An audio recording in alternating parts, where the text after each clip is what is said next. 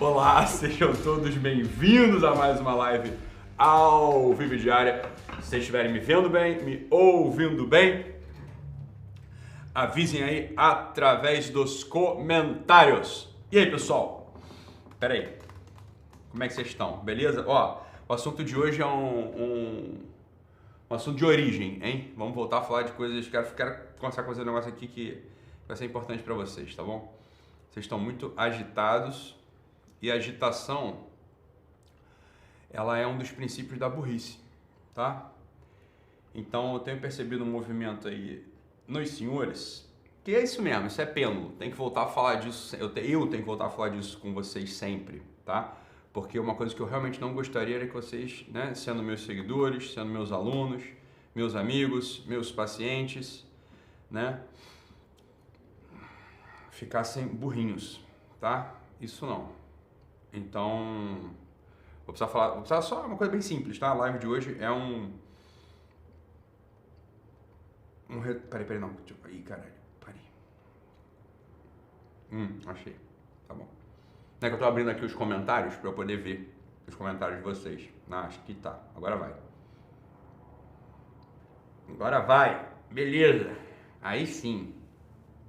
Foi. Warren. O que tem, Warren? The streaming current bitrate is lower. Paciência. Tá bom. Tudo ótimo, Doc? Tudo ótimo, beleza? Agora tô ouvindo muito bem.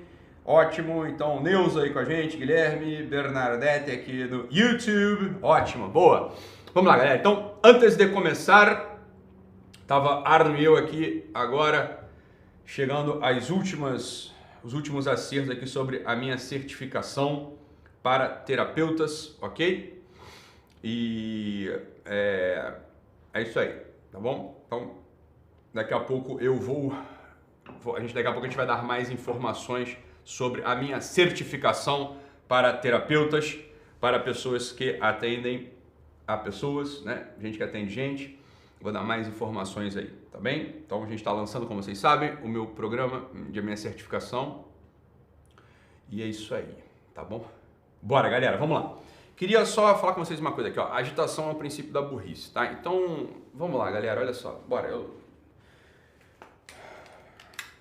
tem um negócio que a gente precisa reposicionar, tá? Temos que voltar, né? Voltar. Quantas vezes forem necessárias. A gente vai voltar quantas vezes forem necessárias, tá? Uma coisa que eu não quero é que vocês se tornem pessoas burras, tá? Eu não queria que vocês se tornassem pessoas burras, por um motivo. Porque, olha só, pra gente amar, que é a finalidade da vida, a gente precisa conhecer. E quando a gente se torna burro, a gente conhece menos, ok? A gente se torna pessoas, a gente vai se tornando pessoas diminuídas, por definição, né?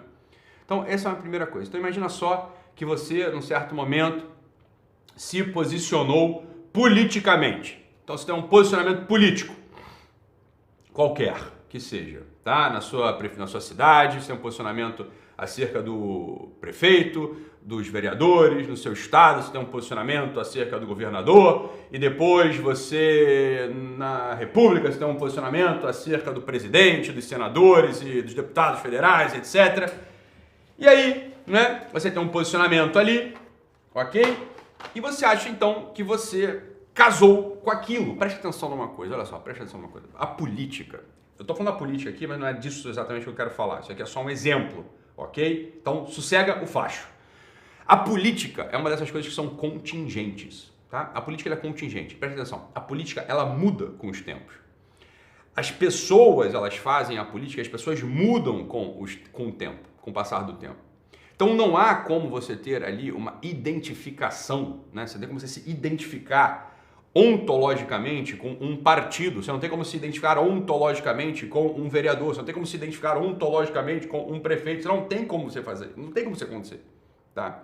Preste atenção, poucas são as disciplinas, poucas são as áreas do conhecimento humano diante das quais a gente pode ter uma identificação ontológica, ou seja, uma vez que eu vi a verdade, uma vez que eu vi a verdade ou o princípio sobre aquele tema, bem, agora eu não posso mais desver. Agora sim, então, eu estou casado, eu estou aderido, eu estou ontologicamente, por assim dizer, fundido. Meu intelecto ele se fundiu com o objeto daquilo que eu estava percebendo.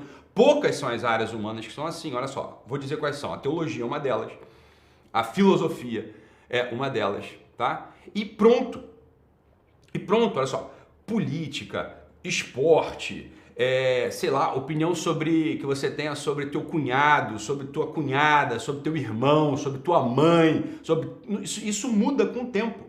Isso é normal que mude, é normal que você tenha uma abertura da tua alma para perceber essas realidades do mundo, ok? E se deixar afetar por aquilo. E aos poucos você vai se posicionando na vida prática. Isso é a coisa mais óbvia do mundo. O que acontece é que vocês andam demais, andam muito agitados.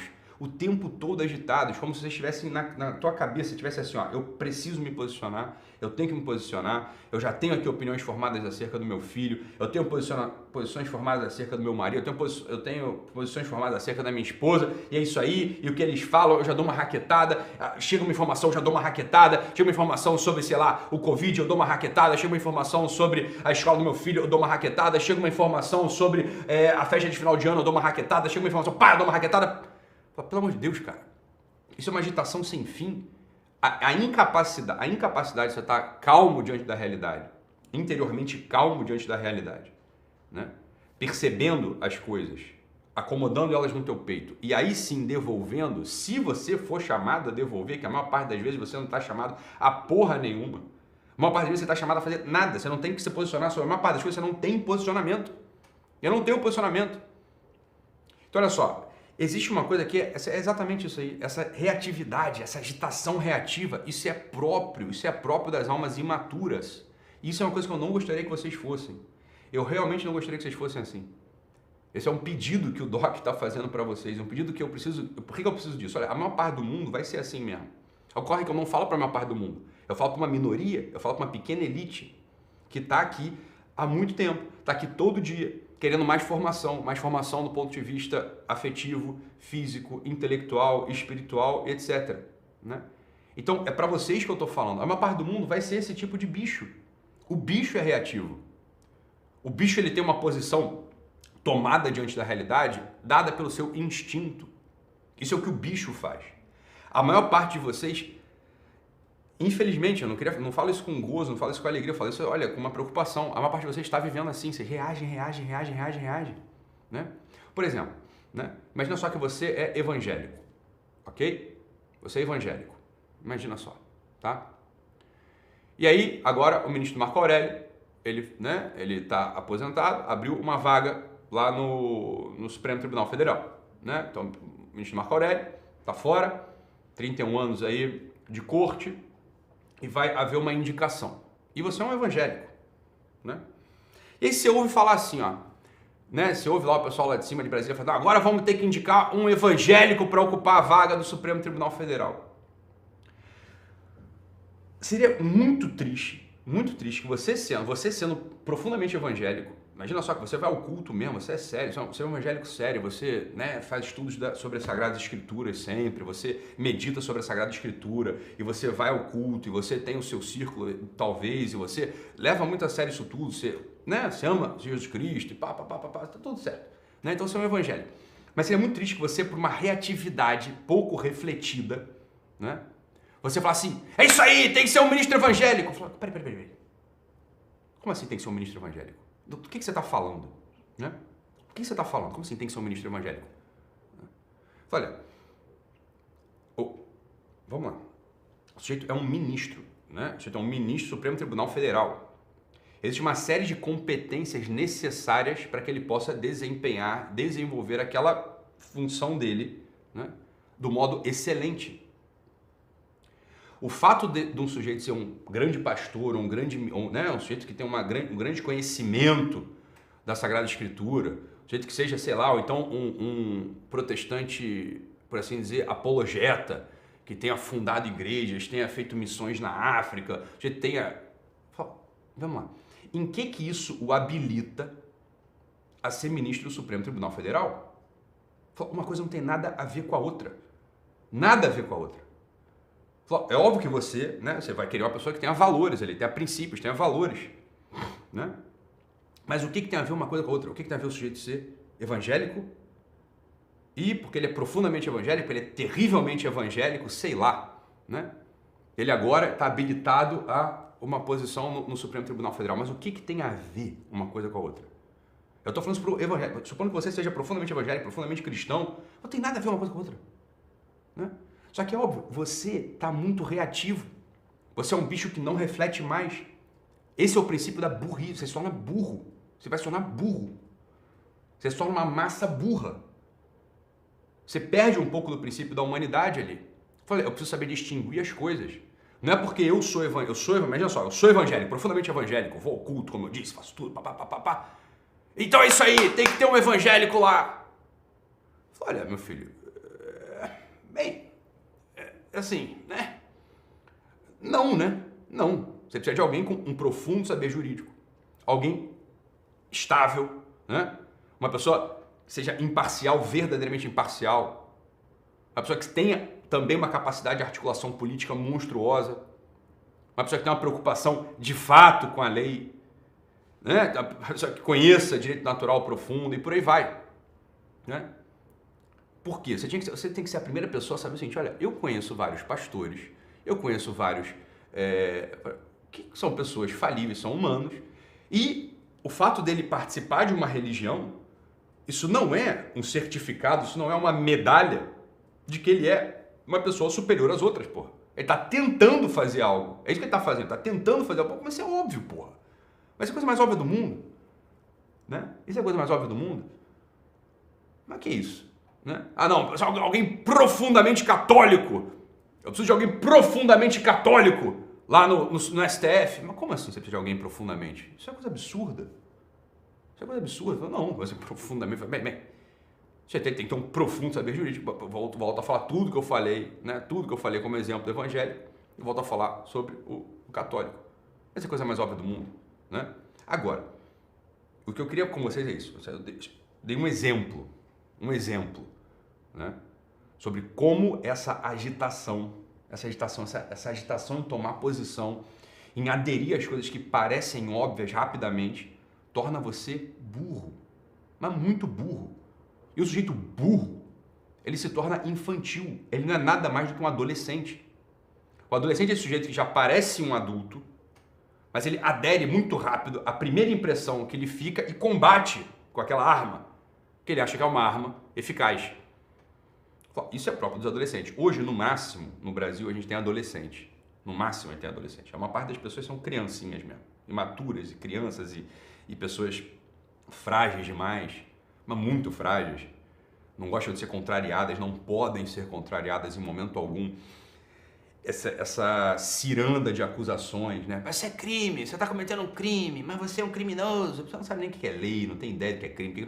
A pessoa foi contrariada e não gostou de ser contrariada, né? E pronto. E aí a pessoa já diz logo que é um crime. Isso aqui é um crime, você está cometendo um crime, eu vou te processar, isso aqui é um crime. Falei, meu filho, isso aqui é uma palhaçada sem fim. Então, o que eu queria falar com vocês aqui, ó? Queria retomar um conceito, mas retomar um conceito, né? Pessoal, o chat aqui, por isso que eu tenho que falar isso mesmo, né? Isso aqui, eu tô falando uma coisa que eu vou sentindo pelo chat, o comentário de vocês no chat, né? Aqui, ó, uma galera aqui tá... A maior parte, graças a Deus, a maior parte do meu público realmente é um público, enfim, decente, formado e que quer melhorar. Então, a maior parte de vocês faz comentários adequados, né? No chat. Mas a gente já viu um monte de gente reativo. Lula, Bolsonaro, reagindo. Falei, como eu queria demonstrar, é ridículo, é isso aí. Por isso, é uma preocupação com esse tipo de assunto que eu estou falando. Então, olha só, vamos lá. Voltando ao princípio, queria que vocês refletissem sobre uma coisa que eu vou passar para vocês aqui, um passo a passo agora, tá? Queria passar para vocês um passo a passo aqui. De novo, mais uma vez, quem já ouviu, ouça de novo, quem não ouviu, medite agora pela primeira vez. Que é o seguinte, olha só. Existe uma coisa que é assim, ó. Quando você está se comunicando, quando você está ouvindo alguém falar, você sempre tem que ter na cabeça qual que é a função da linguagem, de como que aquela pessoa está falando aquilo, como você está falando aquilo, como você está entendendo aquilo. Eu vou explicar, tá? Então, olha só. Pode ser que alguém esteja simplesmente falando algo sem nenhuma precisão. Ela tá falando nada. Você pode estar falando aquilo sem nenhuma precisão. As pessoas podem estar falando coisas sem nenhuma precisão. Não há nenhuma precisão. Por exemplo, aqui, ó. O Juan Lavigne acabou de escrever aqui uma coisa no chat. Ele escreveu assim, ó. Lula livre. Né? Lula livre. Você tem que entender assim, ó. Lula livre. Bem, o que ele está querendo dizer? Porque o Lula já está livre, né? O Lula já está solto. Ficou preso um período de tempo. né? Então o Lula já está solto. Então assim, o que é o Lula livre? O Lula já está solto. O que ele está falando com isso, né? Vamos lá. O Juan Lavigne, quando escreve Lula livre aqui no chat do YouTube, o que ele está querendo dizer? Ó, ele está, de modo muito impreciso, ele está querendo comunicar um movimento que aparece no peito e na cabeça dele. É um movimento absolutamente impreciso, não há nenhuma precisão na comunicação desse jovem aqui. Não, tranquilo, beleza, tá bom, Juan, vamos lá, beleza. Né? Tá comunicando algo muito impreciso no peito dele. Né? Ele falou aqui que estava brincando, não tem problema, Juan, beleza, mas supõe, alguém poderia ter escrito isso sem estar brincando, você concorda, Juan? Né? Eu não sei, eu peguei aqui o teu exemplo, né? Então fica tranquilo, não, tudo bem que é mentira, eu já entendi que você, mas tudo bem, mas alguém poderia ter escrito Lula livre, né? A Vera, né, de verdade, ter escrito Lula livre. O que a pessoa estaria comunicando? Estaria comunicando um movimento muito impreciso do peito dela, porque o Lula já está livre. E a gente vê um monte de gente escrevendo Lula livre. Né? Isso virou um tipo de grito de guerra. Um grito de guerra que não comunica a precisão do que você está querendo comunicar. Do mesmo jeito, alguém que falasse o contrário, né? Falasse o contrário, falasse assim, viva Bolsonaro! Mas bem, é o seguinte, olha, eu disse lá no início da comunicação dessa live, eu falei, eu não estou falando sobre política, eu estou falando apenas sobre isso é só um exemplo, né? Eu comecei a falar sobre, por exemplo, como as pessoas falam com filho, marido, esposa, etc. Aí eu peguei um exemplo da política. Uma série de pessoas, né? Vai começar, Bolsonaro, Lula, Bolsonaro, Lula, Bolsonaro, Lula. Olha, calma aí, meu filho, eu não estava falando disso, né? Eu estou dando um exemplo sobre a reatividade, eu estou dando um exemplo sobre a burrice, eu estou dando um exemplo sobre a imprecisão da comunicação. E eu estava querendo dizer o seguinte, olha, eu não quero que os meus seguidores, os meus alunos, né, os meus pacientes sejam esse tipo de gente. Porque isso leva à infelicidade no fundo. Por que leva à infelicidade? Porque a burrice é uma das causas do desamor. A burrice é uma das causas da falta de amor, porque é óbvio. A gente só pode amar aquilo que a gente conhece. Se a gente conhece pouco, a gente ama pouco. Isso é a coisa mais óbvia do mundo. Você concorda? Né? Pronto. Então, olha só. Essa primeira camada da linguagem é o que se chama de linguagem poética. É assim, ó, eu estou tentando estabilizar de modo ainda muito impreciso, é uma tentativa de estabilização imprecisa daquilo que se passa no meu peito. Não é uma grande precisão, é uma tentativa. E tanto será melhor a tal da linguagem poética quanto mais precisa for a comunicação do que está no teu peito. Né? Depois, o sujeito, ele começa, isso aí já é a segunda função. O sujeito, ele já sai um pouco só dessa expressão, essa expressão ainda indistinta, essa expressão bruta, essa expressão ignorante. Ele começa a entender o seguinte, olha, meu Deus, se eu só reajo, e é aqui que eu queria que vocês caíssem, é isso aqui que eu queria que vocês prestassem atenção agora. Se eu só me comunico assim, né? Reagindo e refletido, reagindo de modo irrefletido, eu me assemelho muito a um cachorro, a um bicho. Né? Cachorro tem sua função, cachorro morde, cachorro defende, a gente até gosta de cachorro, mas olha, a gente foi feito para uma coisa que é um pouco maior. Ontem eu comecei a assistir a série Dom, né? Produzida, série brasileira, série nacional, produzida aqui pela Conspira. Falei, vou assistir aqui, né? A série Dom, né? Lá do Pedro Dom, etc. Tô gostando bastante da série, né?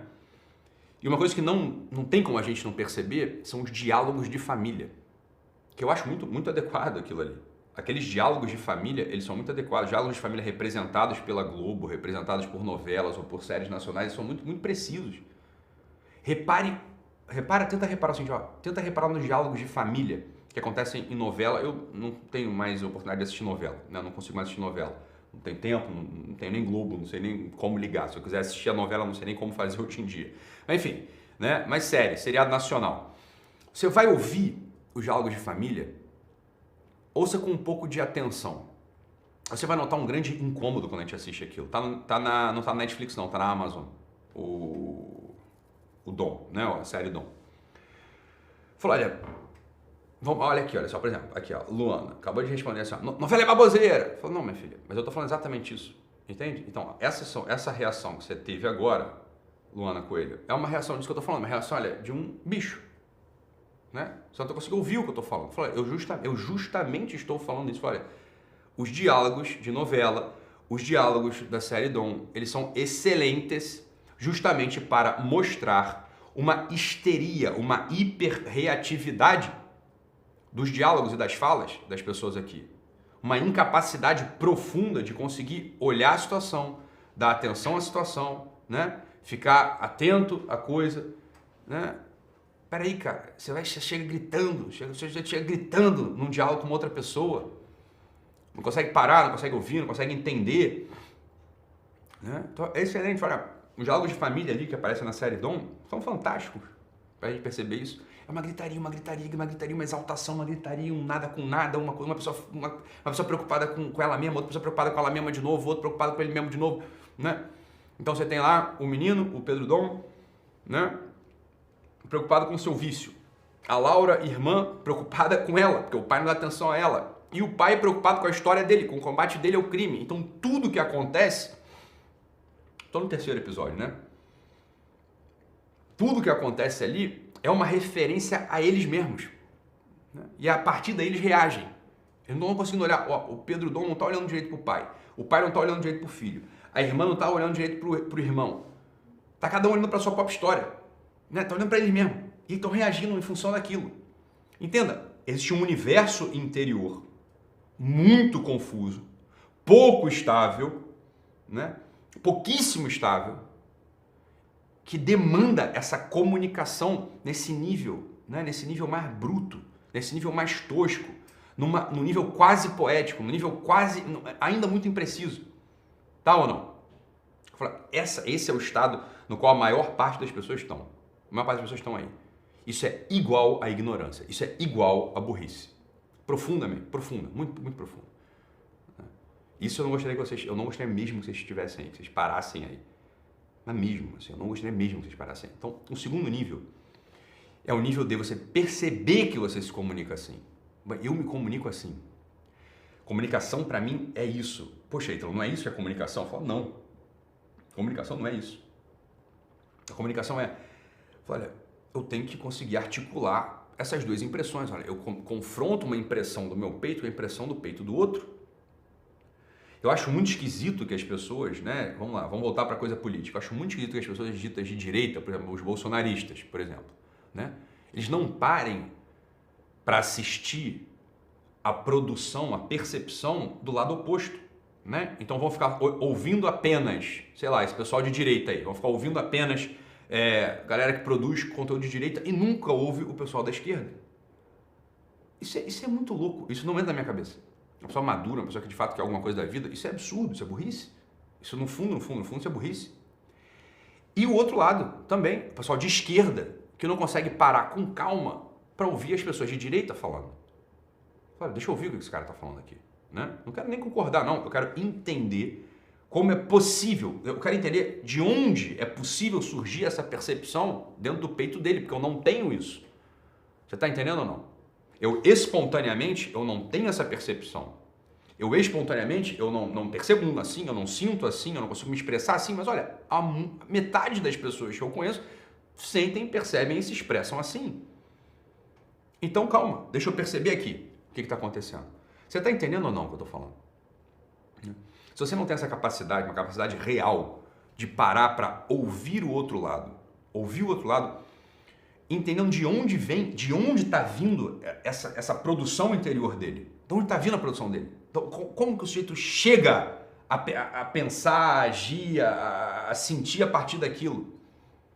Você não consegue, você não tem essa capacidade, meu filho, você ainda é um animal. Você é um animalzinho.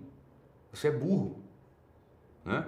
Então é evidente que alguém de direita tem a obrigação humana de parar para ouvir o outro lado. Ouvir com calma. Né? Vamos ouvir o que o sujeito está falando, porra. Com calma. Né? Eu vou ouvir aqui, ó. Pá. Ah, tá. Entendi. Pá, né? Esse debate todo da CPI, do Covid. Olha, eu estudei esse assunto. Nos artigos, na prática, conversei com todos os lados. Óbvio, né? Fui ver a CPI. Falei, olha, é extraordinário. Então o pessoal ficou brabo, muita gente ficou braba comigo, porque teve lá uma... Minha equipe mesmo, a minha equipe fez um texto, ela não entendeu, e eu falei, olha, opa, peraí, eu apaguei a coisa da equipe, porque a minha equipe publicou, a minha equipe escreveu um textozinho e publicou no feed, né? Como se fosse, ó, nesses tempos de CPI, não sei o que, um absurdo, o que fizeram com uma médica que foi... A minha equipe escreveu a mesma coisa que a Globo News escreve. Eu falei, não é possível. Vamos lá, 3 passos atrás, vou ter que ir lá, vamos ter que formar eles de novo. Eles estão muito acelerados, estão muito agitados, estão pouco atentos. Não, eu jamais falarei isso e eu não falei isso. Não sei se vocês lembram. Foi quando a doutora Anísio foi à CPI e aí aqueles senadores falaram sobre ela, né? Foram lá e começaram a implicar. Beleza? Depois o presidente do CFM foi e fez um comunicado sobre isso tudo, né? Não sei se vocês lembram disso, tá? Acabou de acontecer, pelo amor de Deus, né? Também vocês não lembram, acabou de acontecer. Aí a minha equipe foi, e eu gravei uma aula sobre isso. A minha equipe acho que não ouviu também, meus redatores não ouviram, e escreveram assim mesmo, não, num tempo onde senadores humilham médicos, a gente precisa se posicionar, assina o Guerrilla Way. Eu olhei aqui e falei, opa, pera, apaguei. E mandei uma mensagem, falei, opa, pessoal, calma aí. Né? Vocês não ouviram o que eu falei, e pelo amor de Deus, essa altura do campeonato, vocês caírem nisso, vocês estão igual o bicho também.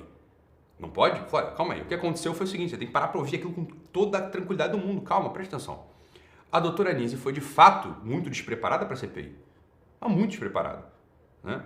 É evidente que ela seria humilhada, como ela de fato foi. Ela foi despreparada do ponto de vista técnico? Não sei, isso eu não consigo julgar, não sei. Porque nem deu para aparecer a capacidade técnica ali. Ela foi despreparada, evidentemente, do ponto de vista retórico, da oratória. Como que alguém vai para uma CPI, né, do modo como ela foi, achando que são amiguinhos, que vão ouvi-la tranquilamente, né? Bem, se encolheu, risinhos, não sabia coisas e pediu permissão, e pediu desculpa. Eu falei, olha que obviamente ela foi despreparada e é evidente que ela vai ser humilhada. Deixa eu dizer uma coisa? Bem, olha, ela pediu. Obviamente ela pediu. Né? Isso é a CPI. Isso é a CPI. Uma pessoa que não tem a capacidade de chegar lá e enquadrar os senadores no início, de cara. Olha, preparação para a CPI, por exemplo. Isso é media training, porra. Né? Preparação para a CPI. Acho esquisito que não tenham falado isso com a doutora Anísio, esquisito que ela não saiba disso. Em primeiro lugar, você tem que saber poucas coisas para você detonar num lugar desse. Primeiro, você tem que saber datas e nomes, tá? Então, a arte do dropping names, se ela começasse a falar dos pesquisadores dos artigos, ela tinha que pegar todos os artigos. Quais são os artigos que o pessoal da CPI está falando? Eram 3 ou 4, eram muito poucos. Ela pega aqueles artigos e ela vai dar uma olhada. Ela vai ver a história dos autores dos artigos e quais são as universidades nos quais eles pertencem. Isso é o que ela tinha que ter feito, né? Então, quando o senador começa a apertar, ela começa a mandar dropping names. Você sabe que o John não sei das contas, que o Stuart não sei o que lá, que o James não sei o que... O senador se encolhe. Né? E datas. Não, porque em 13 de março de não sei o que, esse artigo ele foi revisado. Acabou. Então a pessoa que não tenha feito esse preparo, ela não está apta a participar de uma ciranda pública. Eu estou ensinando como faz. É assim que faz. Então é evidente que a gente não pode chegar e falar assim, coitadinha da doutora Anísio. Não, coitadinha não. Despreparada, prestou um desserviço. Né? Porque se alguém levanta a bandeira, não, eu tenho uma bandeira aqui, e a pessoa está despreparada e vai expor a defesa a essa bandeira de modo despreparado, ela causa um desserviço para a causa, ela causa um desserviço para o defensor daquela bandeira. Então, evidentemente, ela é culpada. Né? Depois, os senadores, mesma coisa, uma ciranda, uma bobeirada sem fim, totalmente despreparados, não sabiam o que estavam falando. Aí era só retórica mesmo, era uma bobeira. Né? Então você também não pode defendê-los, tem que acusar. Então, você tem que acusar a doutora Anísio, tem que acusar o senador. Depois o presidente do CFM, mesma coisa, fez uma defesa politicaça, sem querer se comprometer com lado nenhum, quase botou a doutora Anísio na fogueira. Não, porque eu não vou me pronunciar sobre o que ela pensa, sobre o que ela não sei o que, sobre o que ela... Mas nós somos a voz dos médicos nesse Brasil, e os médicos não sei o que. Tá fazendo política ele tá fazendo política ele tá fazendo política. Né? Ele não está preocupado nem com o paciente, nem com os médicos. Ele está preocupado com o cargo dele. Porque, obviamente, o que ele fala ali na expressão oral dele, no vídeo que ele grava, uma loucura. Ele fala como se os médicos estivessem todos unidos e fossem médicos. Não, os médicos estão completamente rachados. Completamente rachados. Não tem unidade nenhuma ali. Fala, tem unidade nenhuma, ele não é porta-voz de coisíssima alguma, metade dos médicos do Brasil odeiam ele, e outra metade nem sabe quem ele é. Então, obviamente, ele está fazendo política. Então, foi isso que eu falei. Olha, eu fui e ataquei, e acusei os três. E aí minha equipe veio e se posicionou do lado da Nise. Fala, como pode fazer isso? Pode fazer porque está desatento, muito desatento.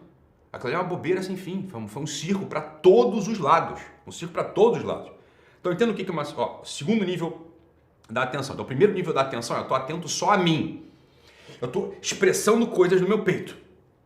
Expressando coisas no meu peito, que é o que a maior parte das pessoas fazem. Né? O segundo nível é calma.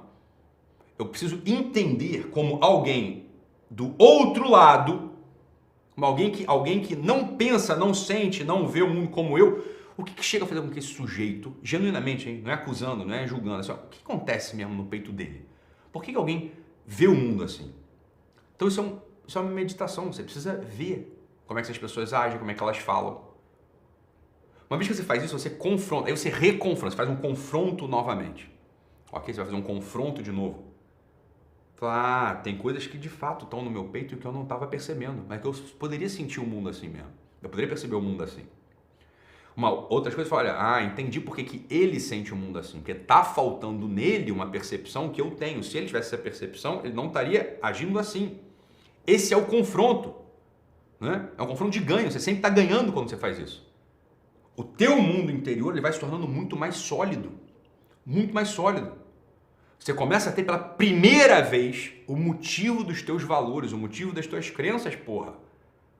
O sujeito que não saiba fazer essa articulação retórica e finalmente a articulação dialética dentro do seu peito, do ponto de vista psicológico, ele se torna fraco, é uma pessoa fraca. E só então, só depois que você fez tudo isso, por exemplo, um dia eu estava tendo uma discussão sobre outro assunto, que é o assunto dos gamers. Nossa, discussão em família, só o assunto dos gamers. E é muito fácil falar que esse cambada de gamer aí, não sei o que. Como assim cambada de gamer? Calma aí. Em meu lugar, um sujeito de 40 anos, ou 35, 36, 37 anos, que fala sobre os gamers, ele tem que ter uma coisa na cabeça dele. De que jogo eu estou falando? Quando eu falo mal, né, uma mãe, ou um pedagogo, um formador de opinião, tá falando sobre essa comunidade dos gamers. Opa, peraí, cara. Né? Porque um sujeito cringe desses, um sujeito de 35 anos, 36, né, 40 anos, ele não pode ter na cabeça dele que o que essa comunidade gamer faz é ficar como se ele estivesse no Tetris, né? Porque a experiência que o sujeito de 40 anos tem de joguinho é, não, eu tô no Tetris, eu vou cagar, né? Enquanto eu tô cagando, eu passo o meu tempo jogando Tetris, jogando joguinho, né? No celularzinho. Aí o pessoal pensa, não, isso aqui é estúpido, como é que eu vou perder meu dia inteiro fazendo isso? Em primeiro lugar, o fenômeno gamer não é esse. O fenômeno gamer existe uma rede, eles estão todos conectados, vocês ficam falando em outros idiomas, falam inglês, formam times. Um depende do outro, né? Então, aquele moleque de 16 anos, que ele é estranho, esquisito, não tem muitas habilidades sociais e tal, ele é desprezado no colégio, ninguém liga pra ele, ele é humilhado pela direção, humilhado pelos amigos, humilhado pelas garotas, ninguém quer saber dele, porque ele é estranho, ele é esquisito, né? Ele não tem skills, ele não tem, né? Bem, lá no universo gamer, o nego conta com ele, porra. O cara faz parte de um time, ele consegue dar headshot, ele faz diferença pra equipe, faz diferença pro time, o time fala com ele, o sujeito que tá por cima, né? O manager lá, o coordenador do grupo, porra, o elogia e agradece, celebra. E depois esse moleque, que no colégio tem um universo completamente restrito, lá no universo gamer ele tá falando inglês, tá começando a aprender italiano, ele começa a falar com uma garota que começa a gostar dele, eles começam, né? Ele começa a ter uma afetividade aberta. Tá? Bem, e dependendo do tipo de jogo que ele jogue, o sujeito começa a conhecer tudo sobre a história da guerra, conhece sobre armamento, ou então ele conhece sobre a mitologia, sei lá, dos gregos. Bicho, esse é o universo gamer. Se você ignora tudo isso, você ignora o papel social numa comunidade virtual, você ignora a capacidade que o sujeito tem de conhecer novas culturas no universo virtual, a abertura afetiva, a valorização, a defesa psíquica e a defesa afetiva que ele tem para poder enfrentar esse mundo que para ele é muito hostil, porque ele foi provavelmente o sujeito que nunca foi valorizado pela família, o sujeito que não tem irmãos, o sujeito que os pais o abandonaram, um sujeito que não participou de um processo pedagógico no colégio decente, que o fortaleceu. Se você ignora tudo isso, você não pode falar sobre os gamers, porra. Porque, obviamente, há um motivo muito profundo para o sujeito estar com 12, 16 horas sentado na porra da cadeira, jogando. Que não é só, eu tô aqui me viciando, eu tô aqui porque é vício, tem dopamina. Dopamina é uma das causas da explicação desse fenômeno, porra. Você tá entendendo? E é por isso que vocês se tornam pessoas burras. Vocês tomam posição rápido, enquanto são muito complexas, porra. Ora, o mundo inteiro é complexo, ninguém tá pedindo opinião. Ninguém quer saber o que você pensa. Por que ninguém quer saber o que você pensa? Porque você não refletiu sobre isso. E você fica burro, você fala merda, né? Você se torna uma pessoa desprezível, ninguém mais quer ouvir e você fica só unido naquele teu guetozinho que pensa as mesmas merdas que você. Né? É isso, cara. Então, olha só, política. Eu tô dando vários exemplos aqui, eu podia ficar aqui a tarde inteira dando exemplo para vocês de como vocês são burros. E como que a burrice leva à infelicidade. E como que isso tudo é sintoma e causa de uma imaturidade brutal. Os meus alunos, os meus seguidores, os meus pacientes, pessoas que eu amo, essas sim eu não gostaria que não tivessem mesmo fadadas a isso, porra. Então, olha só, eu dei alguns exemplos aqui. Eu queria que vocês pegassem esses exemplos que eu dei aqui nessa live de hoje e levassem para a semana pensando assim, porra, eu sou essa pessoa desprezível, cara. Eu fico emitindo opinião superficial que me orienta no mundo e é por isso que eu sou essa pessoa meio frágil, meio fraca, meio insegura. Não dá, porra. É hiperreativa, né? Um aspirante adolescente ainda. Não dá pra fazer isso. Então, quando você vê o pessoal de direita, o pessoal de esquerda, o pessoal pró não sei o quê, o pessoal contra não sei o quê, você tem que saber. Esse sujeito, ele refletiu mesmo sobre o outro lado? Porque se ele nunca se colocou existencialmente no lugar de alguém que está do outro lado, ele não pode falar sobre isso. Ele é um bobão. Você tá entendendo? É um bobão. Né? Não dá. Não dá para falar sobre isso. Né? Aí fica tudo fraco, foi uma bobeira sem fim. Né? Então, pensem sobre isso. Reflitam. Né? Eu sei que muitos de vocês estão nessa posição, para não dizer todos, tá? Mas hoje é o dia que vocês, né, que eu tô aqui chamando a atenção de vocês chamando a atenção no bom sentido, não tô brigando com ninguém, tô só relembrando certas coisas, vocês deixarem de ser um pouco idiotas, um pouco menos burros, portanto, um pouco menos frágeis e, portanto, tentar ser um pouco mais maduro, tá? O debate entre adultos é assim, ó, eu tô expondo, o sujeito tem que saber de onde tá vindo aquela coisa que vem no meu peito. E quando o sujeito tá falando, eu tenho que saber de onde tá vindo aquele negócio do peito dele. E os dois contam com isso. Os dois contam com essa, entre aspas, boa vontade. Isso não é boa vontade, meu Deus do céu. Isso é o normal do convívio humano, que se perdeu no nosso tempo. E hoje em dia parece que não. Olha, o certo é eu ignorar o que ele está falando. Eu não saber de onde vem essa sensação, de onde vem essa percepção, de onde vem essa abertura. Eu não sei, eu não quero saber. E é errado. E não existe. Como assim não existe? Isso está vindo, porra. Óbvio que existe. Não é ou não é? Porra, isso não enfraquece, meu Deus do céu. Isso te torna mais humano, tá bom? Então, olha, é assim, ó. Bem, depois a gente continua esse papo. Assinem o Guerrilla Way, beleza? Assinem o Guerrilla Way. Somente R$29 por mês no plano anual. Não deixe de assinar. E nos vemos amanhã. Tá? Amanhã não. Hoje à tarde eu acho que eu tenho uma live aí, beleza? Mas amanhã na live diária, beleza? Então é isso, fique com Deus. Um abraço e até mais. Tchau, tchau, pessoal. Beijo.